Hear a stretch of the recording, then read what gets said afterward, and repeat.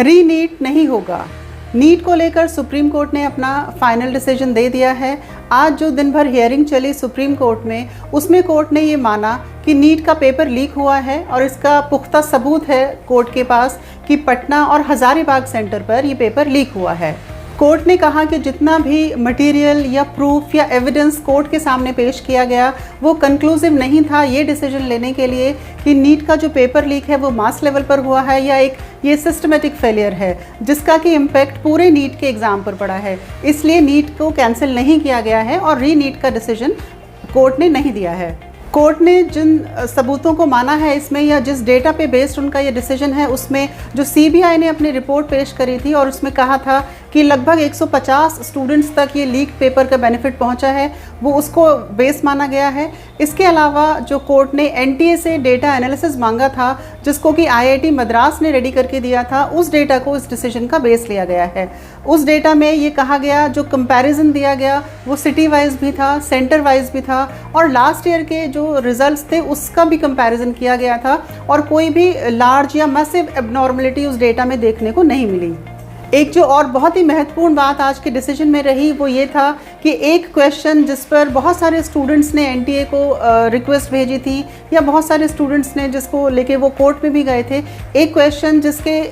Fourth option को सही माना था एनटीए ने, जो आंसर की उसने पहले रिलीज़ करी थी अपने वेबसाइट पर। उसके बाद बहुत सारे स्टूडेंट्स के जो फॉलोअप्स थे या जो मेल गई एनटीए को, उसके बाद ये माना गया कि जो ऑप्शन नंबर 2 था वो भी उसका करेक्ट ऑप्शन है और इसका बेनिफिट दिया गया उन स्टूडेंट्स को। लगभग 4,23,000 ऐसे स्टूडेंट्स थे जिनको उस आंसर के लिए 4+ मार्क्स एक्स्ट्रा दिए गए जो भी उनके एक्चुअल मार्क्स बन रहे थे उससे। तो कोर्ट ने कल की जो हियरिंग हुई थी उसमें कहा था, आईआईटी दिल्ली को रिक्वेस्ट किया था कि वो एक कमेटी गठित करें और ये बताएं कि इस क्वेश्चन का कौन सा सही जवाब है। तो आज वो रिपोर्ट भी सुप्रीम कोर्ट के सामने पेश की गई और उसमें जो आईआईटी दिल्ली ने जो आंसर को सही बताया वो फोर्थ ऑप्शन जो था उसको सही बताया। तो इस रिपोर्ट पर बिलीव करते हुए, रिलाई करते हुए कोर्ट ने ये भी डिसीजन दिया है कि जो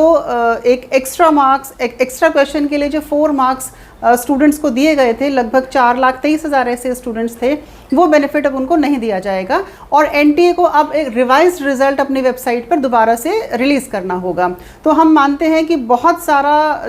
जो रैंक में चेंज है वो आएगा अब स्टूडेंट्स के, जैसे कि बहुत ज़्यादा मार्क्स पर, हाई मार्क्स पर भी लो रैंक देखने को मिली थी। तो शायद जो ये डिसीजन अभी हुआ है इससे बहुत ज़्यादा फ़र्क जो है रैंक्स में देखने को मिलेगा। इसके अलावा कोर्ट ने ये भी कहा कि क्योंकि अभी सीबीआई की जो आगे प्रोसीडिंग्स हैं वो चलती रहेंगी और इसमें इंक्वायरी भी आगे चल रही है, जो भी स्टूडेंट्स काउंसलिंग में पार्टिसिपेट अभी कर रहे हैं और उनको एडमिशन मिल जाता है और उनमें से कोई भी स्टूडेंट अगर कभी आगे इस तरह से पकड़ा जाता है कि उसने कोई अनड्यू एडवांटेज पेपर लीक के दौरान लिया है, तो आगे चलकर उसका जो कोर्स है वो कैंसिल, उसका जो एडमिशन है वो कैंसिल किया जाएगा। किसी भी तरीके से वो अपने एडमिशन को क्लेम नहीं कर पाएगा। कोर्ट ने कहा कि अगर वो नीट के एग्ज़ाम को कैंसिल करती है और री नीट कराते हैं तो इसके बहुत ही